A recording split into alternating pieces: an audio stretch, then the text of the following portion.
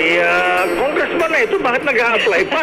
Kasi Lakay, siya ay nag-aim for higher position. Ganun ba? So, kailangan mag-apply ulit sa ating mga kababayan sa masang Pilipino. Ipapakilala ko na siya. Magle-level up siya. Yes, oo. Iaakyat sa Senado mula sa mababang kapulungan Lakay.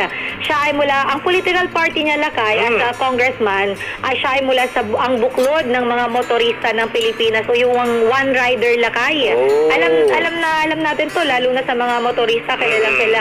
Siya Lakay ay nag-aral ng Bachelor of Science in Civil Engineering. Engineer pala siya. Yes, sa Manuel S. Inverga University Foundation. Talaga nilalagay nila yung taon Lakay, no? 1988. May master's degree sa management and major in development and security mula naman sa Development Academy of the Philippines. Lakay ang kanyang karera sa pulisya at advokasya niya Lakay. Siya ay retiradong Lieutenant Colonel ng Philippine National Police, dating opisyal ng Highway Patrol Group, naging hepe din Lakay ng PNP Public Information Office sa Cavite, at siya Lakay ang nagtatag ng ang Rider Safety and Advocates of the Philippines. Ito Lakay yung organisasyon na nagtataguyod ng kaligtasan ng mga motorista sa kalsada, no? At siya din Lakay ay isang social media influencer. Influencer talaga. Aktibong YouTuber siya Lakay. Yun nga, tinataguyod niya yung karapatan ng mga motorista, at siya Lakay ay nahalala bilang kinatawan nga ng One Rider Party List noong 2022. Ayan. At ang ating aplikante, kongresista na pero gusto mong mag-apply. Pero sa pagkasenador naman, ayan. Si Congressman, dating retired colonel ng PNP ba? Alam ko, Philippine Constabulary pa eh. Congressman Bonifacio Laki. Ayan na. Laki o Laki Busita. Congressman Busita, good sir. morning. Magandang umaga po sa inyo. Sir Deo, Ma'am El, at sa lahat ng ating mga kababayan, magandang umaga po sa ating lahat. Ayan. Teka muna, nakailang term na kayong congressman? First term pa lang po. First term pa. Ba't parang nagmamadali kayo? Gusto maging... Yes, Sir Deo, no, natanong po ninyo yan. Alam niyo po, God knows, pumasok tayo sa politika hindi para magkatitulo ng congressman. Ang hangad po natin, magsulong ng batas na magpoprotekta sa mga motorista, Luzon, Visayas at Mindanao. And Sir Deo, modesty aside, isa po ako sa mga congressman na masipag, nagtatrabaho sa loob at labas ng kongreso. Pero, yung pong panukala nating batas, yung motorcycle for hire, na kung saan magiging legal ang hanap buhay ng mga riders, mahigit 5 buwan na po ito, nakabinbin pa rin at hindi umuusad sa Senado. Ikalwa po, yung Fair Traffic Apprehension Act na magpoprotekta sa mga motoristang inaapi at inaabuso. Na-process naman po, nagkaroon ng mga hearings sa Kongreso, sa committee. Pero ito po ay nakabinbin sa Committee on Transportation. Sir Teo, hindi po kailangan ng motorista si Colonel Busita. Ang kailangan ng motorista, batas. Para kung patay na si Colonel Busita, protektado pa rin sila. Yes po. At nakita ko po, Sir Deo, na kung mananatili pa. Pasensya po, sanay talaga ako sa Sir galing ako sa PNP. Yes, sir. Parang awkward ako kung tawagin kitang Deo. Mahirap sa ano. So, Sir Deo, nakikita ko po na kung mananatili pa ako sa Kongreso, mauulit ang nakaraan for 3 years na walang batas na maipapasa si Colonel Busita. Ano po, hanggang Kongreso lamang. So, kaya po ako naghahangad na maging senador. At siyempre, Sir Deo, and Ma'am El, hindi naman pwedeng pantransportasyon lang. Marami po tayong nakitang problema na para sa akin bilang mahigit 30 years na public servant, may mga problema, Sir Deo, ang dali naman ang solusyon eh. Ang kailangan lang, dedikasyon at pagmamahal sa taong bayan. Ayan, sabi niyo, problema, ito muna, Congressman Colonel Busita, sir, dahil kayo ay dating opisyal ng Highway Patrol Group. Ang hepe ba ng Philippine National Police, dapat bang pagbawalan dumaan sa EDSA busway?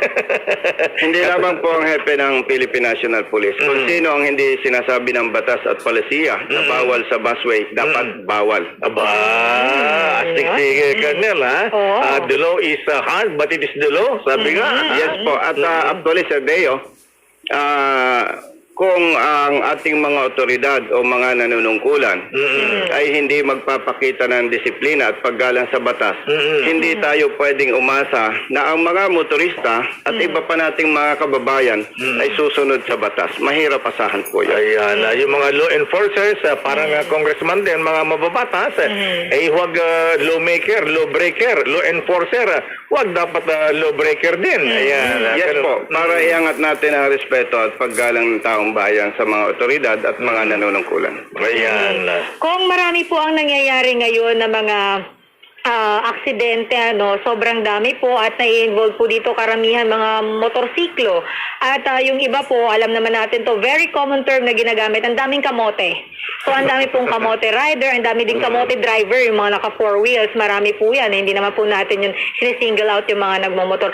Bilang kayo po ay tinataguyod ang kapakanan ng mga motorista, kaligtasan, I'm sure hindi lang po ng motorista, kundi lahat ng tao na nasa kalsada, ano po kaya ang pwede nating magawa, para po mas maging disiplinado yung mga driver, maging pong yung mga tao ay marunong sumunod sa mga batas trapiko. Kung kayo po ay bibigyan ng pagkakataon na maupo po sa Senado, ano po ang pwede nating magawa para magkaroon ng pangil, mas maging mahigpit at sumunod yung tao? Ma'am Mel and Sir Deo, bago ko po sagutin ang inyong katanungan, gusto ko lamang po sabihin na ang anumang problema, pag hindi mo alam ang ugat, mahirap mong marisolba. At ako po naniniwala na likas na mabuti tayong mga Pilipino. Ano po ba ang ugat nitong mga sinasabing kamote riders, undisciplined motorists? Walang benggahan, totoo lamang. Ito po ay malaking kasalanan ng mga nagdaang administrasyon sa LTO. Bakit po, Sir Deo? Bakit, sir? Bakit po? Alam ko, walang kontra sa akin.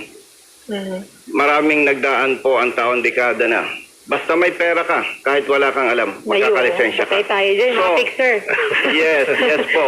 At ibig sabihin po, itong mga sinasabi nating undisciplined motorists, riders, biktima lang ito Why, Sir Deo? Halimbawa po, binigyan kita ng lisensya, hindi naman kita tinuruan. So, ano nga asahan natin na ikaw ay disiplinado at marunong sa kalsada? So, pag nagkaroon ng argumento, mag-aaway tayo. Akala mo tama ka, pero mali ka. Akala ko naman, tama din ako, mali din pala ako. So, yung katanungan po ni Ma'am El, dalawa po ang napaka-importante dito sa usaping ito. Number one is education and enforcement.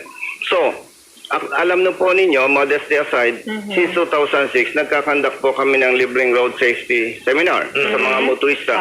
So, kapag tayo po ay naluklok sa Senado, unang-unang riripasuhin po natin yung mandato ng LTO patungkol sa education. Kasi po, sa kasalukuyan ngayon, may mga accredited school sila, pero bagamat wala tayong konkretong basihan, may mga information na lumalabas na nandun pa rin yung anomalya, yung tinatawag na non-appearance. Basta malaki ang bayad mo, complied lahat, magkakalisensya ka.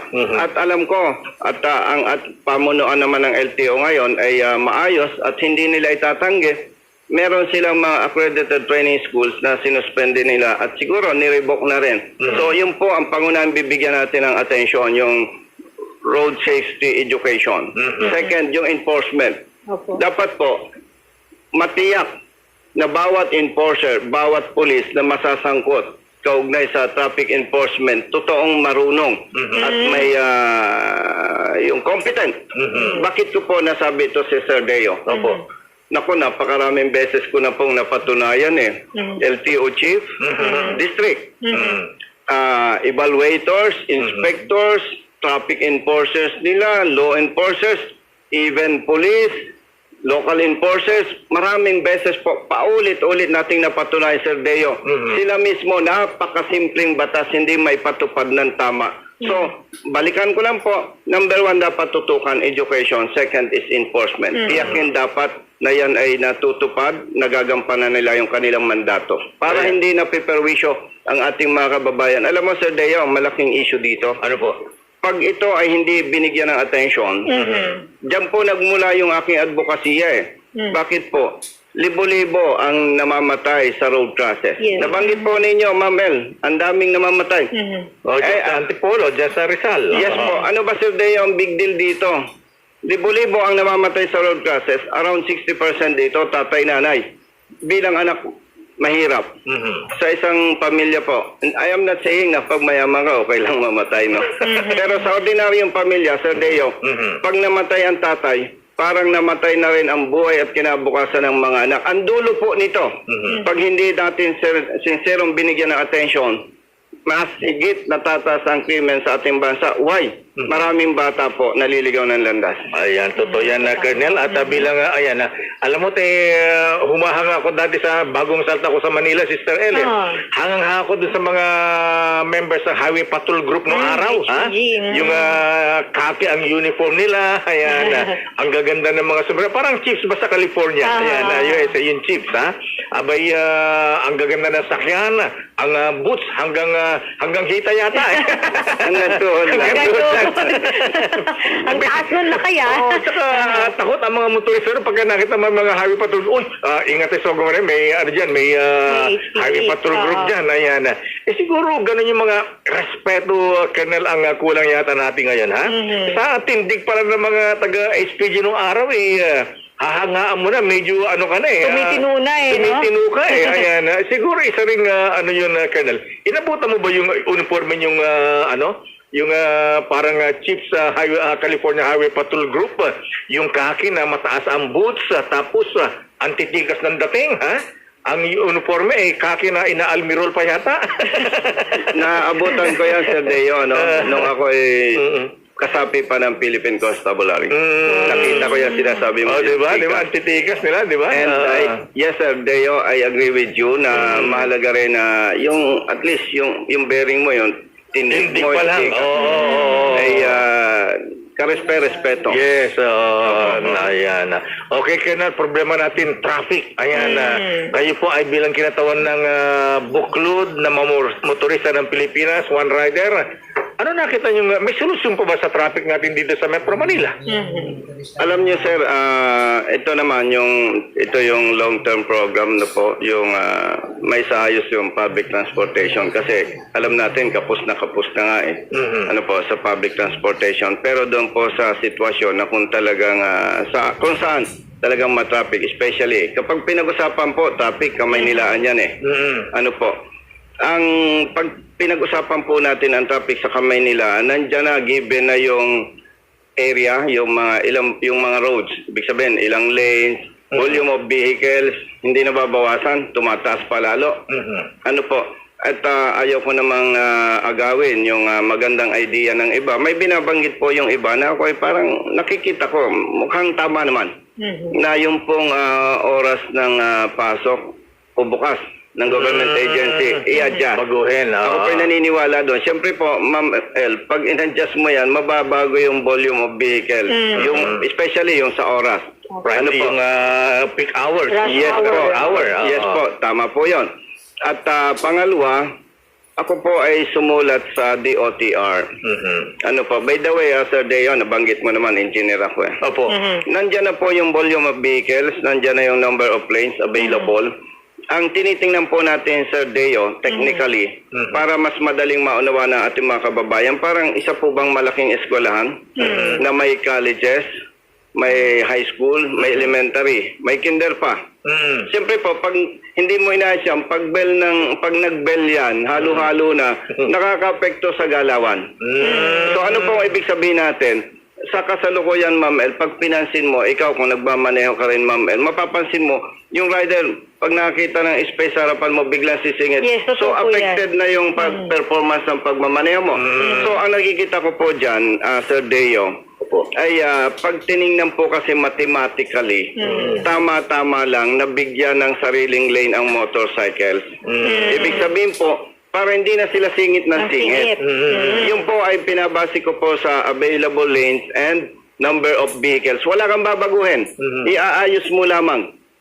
At the same time, sa Ma'am El, marireduce, hindi man totally mawala yung aksidente, marireduce yung aksidente. And Sir Deo, kung papansinin po ninyo, by the way, sa mga kapatid natin bikers, huwag kayong sasama ng loob sa akin. At tanong lang ako ni Sir Deo, gusto ko na sumagot. Kung papansinin po ninyo yung bicycle lane, Ayan, motorcycle lane. Oo. parang walang gumagamit, mas malaking oras po na halos walang dumadaan Yes, opo. Kaya kung sasang-ayon ang nakararami, siyempre ayaw ko naman maging diktador at wala naman tayo sa posisyon para magdikta. Ang isang nakikita ko po dyan, Sir Deo, is magkaroon ng window hours lang para sa bikers na kung saan mapag-aralan na yung malaking oras na nasasayang ito maidagdag, mai-allocate sa motorcycle riders. Ayun. Opo. And lastly, isa talagang problema sa atin is maliban sa education is enforcement. Walang palakasan. Dapat lahat marunong sumunod sa batas. So tama ka, sang-ayon ka Colonel Busita, Sir, Congressman, doon sa ginagawa ng MMDA sa implementasyon ng EDSA Busway na kung kahit na pulis ka pa, police officer ka pa dyan, congressman ka, senador, Walang sasantuhin. kung hindi ka pwede dyan, huwag kang lalabag, sunod ka sa batas. Tama po yan at ako ay humahanga sa MMDA. Ngayon. Nung nagdaan kasi sakit ng ulo ko yan Nauuwi pa sa away hanggang ako'y makasuhan. Iba po ang sistema ngayon na ako'y humahanga sa kanila. And by the way, Sir Deo and Ma'am El, merong sa IKE yung composite Opo, Sai. unit na binuo ng DOTR. Kaya po ako'y natutuwa sa kanila sapagkat sabi nga yung kasabihang walang sinasanto, walang kinikilingan. Yes. Yan naman ang dapat para at least mangarap tayo na darating yung mga susunod na taon katulad na tayo ng SBMA na may disiplina at natatakot ang otoridad. Kaya itong mga maling justification or whatever talaga dapat hindi tinatanggap yan. At ako'y natutuwa po kay Secretary Rimulya. Ang direksyon niya talaga doon patas na pagpapatupad ng batas. Kaya nga sabi ni Secretary Remulla nung kahapon, isang araw, ako nga sumusunod, di ako dumadaan sa busway. May emergency meeting daw Yeah. Emergency naman pala. Meeting lang. Pero ito, Colonel, Lakay, sa online marami po ang mga kritisismo at hindi po natin yun na maiiwasan. Mayroon po kasi tayong mga kababayan na mga bumabatikos, Colonel, Congressman, may mga bumabatikos na nagsasabi po na masyado daw po kayong one-sided sa pagtatanggol ng mga motorista at parang hindi raw po nakikilala yung pananaw ng law enforcers. At aside pa po dun sa issue na yan, meron din pong mga lumalabas na sinasabi nila na yung mga videos ninyo sa social media ay ginagamit niyo raw po na para makakuha ng popularidad kaysa po sa tunay na solusyon sa problema sa transportasyon. Ano po ang inyong komento tungkol dito? Thank you, ma'am. No. Maikli lang po. Sir Deo, Yes, sir. para may justify ko yung side ko. 2006 pa nagkakanda ako ng seminar kasi gusto ko ma-address, Sir Deo, yung rampant road crashes at yung pang-aabuso. Opo. And 2006. Noong 2019 po, nagkanda ko ng seminar sa Tugigaraw, napakalayo. So, nung dumaan po ako sa Inantok, nagpahinga somewhere in Nueva Vizcaya. Iniisip ko, sabi ko, kung may participants ako every Sunday na 100, that is 400 monthly. So sa isang taon, 4,008. Sabihin natin 5,000. So sa 20 years, 100,000. Sabi ko, parang mali kahit ang laki ng sacrifices ko, hindi ko pa mahahabol yung malaking problema na gusto kong ma-resolve. That's why, nag-engage po ako sa social media, which is Facebook. Ngayon, 2019. Kung popularidad po ang hahabulin, honestly, hindi ko naman ugali talaga magpasikat. But sabi ko, Sir Deo, kung ikaw, Sir Deo, halimbawa nakita ko not wearing helmet, ang mindset ko, habang sinisita kita at pinangangaralan kita, Sir, ilan po bang anak mo? 3 po. Ay, paano kung madisgrasya ka? Sinong bubuhay ng pamilya mo? So, yun ang mindset ko. Since 2019. So, parang napakaganda po na habang nagsisita ako, nagle-lecture ako sa iyo, ma'am, napapanood ng taong bayan. And I think, maganda yun So, ngayon, doon naman sa issue na gusto daw kumita ng pera si Colonel Busita, definitely, hindi po. Why, Ma'am El? makikita po ninyo ang daming vloggers. By the way, maraming salamat po sa mga vloggers na gumagamit ng aking video. Ang dami pong vloggers na gumagamit ng aking video. Yung isang video nga, ang liit nung views sa akin. Yung isang video, 61 million views. So, hindi ko po kinu-question yon. Ngayon, yung sasabing one-sided, hindi po. Dahil paano po, Sir Deo, open sa public yung video, syempre. Nasa Facebook, nasa YouTube. Eh, napakahirap, Sir Deo, na bilang advocate, bilang dating pulis, then pinagpatuloy ko advokasya, congressman ako. Tapos, Sir Deo, kung mali ang ginagawa ko po, baka hindi na ako kayang humarap sa inyo. At baka babatukan na lang ako dyan sa tabi ng kalsada. Ano po? And open sa public, Sir Deo, ang telephone numbers ng office ko. Kung halimbawa si Sir Deo, nasa gasa ako, nabastusan ka sa estilo ko, pwede ka naman tumawag, mura-murahin mo ko. O kung anong pananakot. Pero, Ma'am El, nandyan yung mga staff ko, kasama ko. Kahit isa walang nagparating ng masama na mga pananalita. So alam ko po, talagang Sir Deo, kahit gumagawa ka ng maganda, hindi mo pwedeng sabing makukontento sa taong bayan. And bilang isang engineer at bilang isang congressman, mathematics tayo. Kino-compute ko, Sir Deo, yung bumabati ko sa akin. 0.007 to 0.009%. So more than 99% po ina-accept yung ating advokasya. Kaya nakakatulog po ako ng mahimbing. Ang pananaw ko kasi, Ma'am El, as long as na alam mo tama ang ginagawa mo, huwag kang mag-alala. Yan. Sabi nila, Congressman Busita, you cannot please everybody. Yes po. Ayan. Isa pa, Colonel, ayan, bago, ayan, nakikinig sa atin ang yung kasama sa Kongreso, Congressman Ador Pleto, ayan, Nako. magaling na mambabata si Kong Busita, masipag, suportado kanya. Ayan. Boss Pleto ng Bulacan, sir, maraming salamat. Maraming salamat sa support. Ayan, isa pa, dahil kayo ay nasa transportasyon ng Congressman Busita, sir, ang tanong ay, ano ang inyong posisyon sa transport modernization? Dapat bang i-phase out na ang mga traditional jeepneys? Alam mo, Sir Deo, nung tayo ay nasa Kongreso, tinatalakay po yan. Hindi natin kino-question ang modernization program. Ang tahasan natin kino-question at pinagsisigawan po natin ang hinaing ng marami nating mga babayan, yung maling pagpapatupad ng modernization program.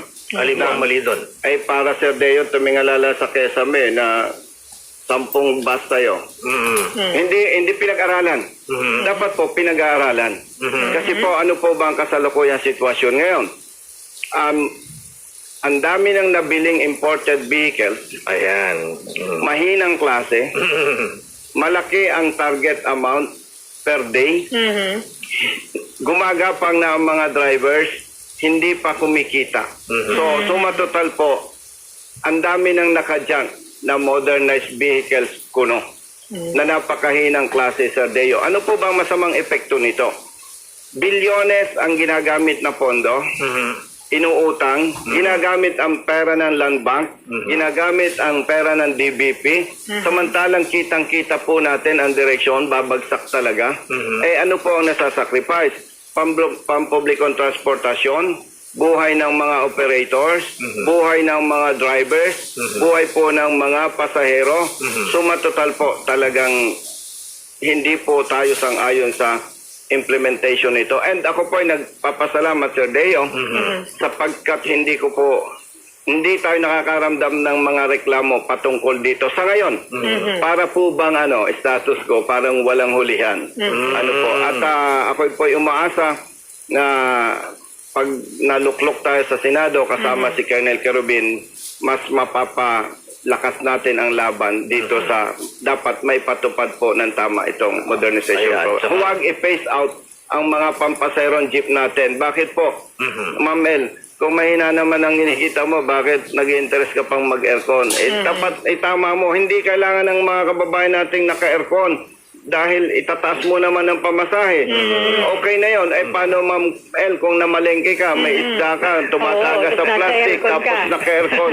Parang hindi naman natin sinasabing matalino tayo, pero hindi ka lang matalino dyan eh. Kailangan may common sense Yes. na. At saka yung ano din, isa pang issue dyan na Congressman Busita, sir, yung bang pagsuporta sa local industry natin. Yung mga ang gagandang Local gumagawa ng mga jeep natin dito, manufacturers. Sarao, Francisco, ayan, nag-offer na sila noon, pero sila ay binaliwala. Makatulong pa sana sa ating ekonomiya Sir Deo. at employment, local employment. Eksakto ka, Sir Deo.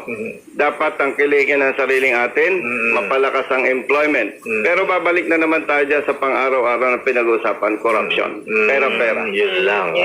Yun yung ano eh, pero usapang corruption, maiba naman tayo kung ano, marami pong, of course, mga bawat Pilipino po, ano, kitang-kita na napakalala po ng katiwalian sa gobyerno, lalo pong lumalala, ano, marami pong issue sa issue ng national budget, sa mga proyekto, yung lagi namin tinatalakay dito nila kaya, ang walang katapusang flood control projects na parang wala namang nangyayari, ano, at kung kayo po ay mahalal sa Senado, tingin niyo po paano kaya masusolusyonan yung ganitong problema natin sa katiwalian at the same time po na may mga naging guest din tayo dito na senatorial candidates, sinasabi nila na nanggagaling din kasi ito sa political dynasty, yung corruption. Kumbaga sila lang, iisa lang, so kayo lang, kaya nag-uugat doon. So ano po ang masasabi niyo tungkol dito? Ma'am, excuse me, in fairness naman, napakalaki ng corruption eh.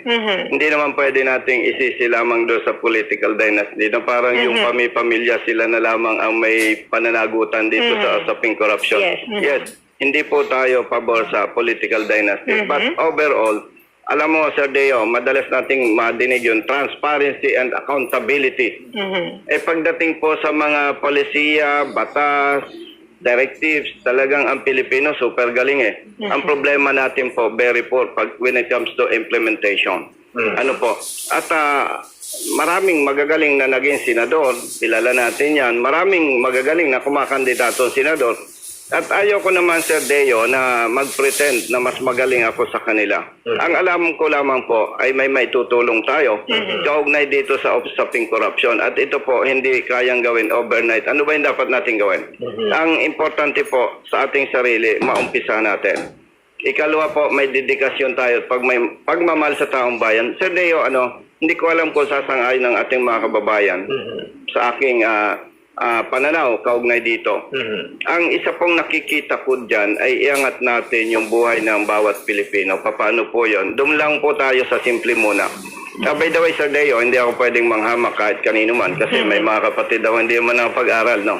At sinasabi ko lang yan, baka may masaktan doon sa aking terms sa sasabihin. Marami po tayong mga kababayan na high school graduate lamang ang natapos. At siyempre po, mahirap humanap ng trabaho kapag ganun lang ang level na edukasyon na narating mo. May magagandang programa po ang TESDA. Training, kung welding, carpentry work, garments, massage, pati yung pagmamanicure na ganyan. Tanggapin natin ang katotohanan, Sir Deo, kapos tayo sa trabaho na maaari natin ibigay sa ating mga kababayan. So, tingnan po natin yung maganda programa ng TESDA at akayin natin. May maayos po kasi manpower services na nagpapadala ng kababayan natin sa abroad. Actually, hindi ako pabor na mag-abroad dahil mahirap yung malayo sa pamilya. But anong gagawin po natin?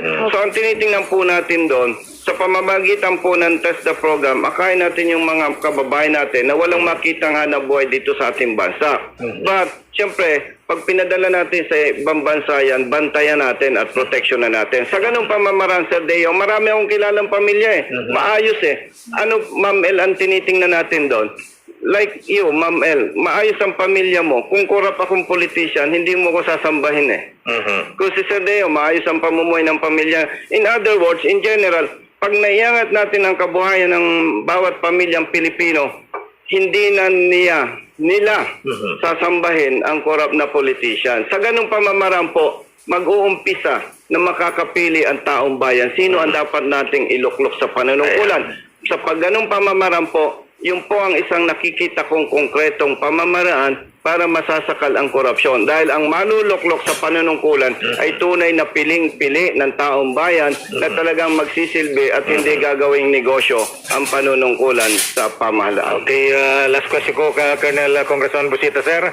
Kayo po ba ay pumirma sa impeachment laban kay Vice President Duterte? Hindi po. Bakit po di kayo pumirma? Una, Sir Deo, para maging malinaw sa ating mga kababayan, ang Duterte family kilala ko.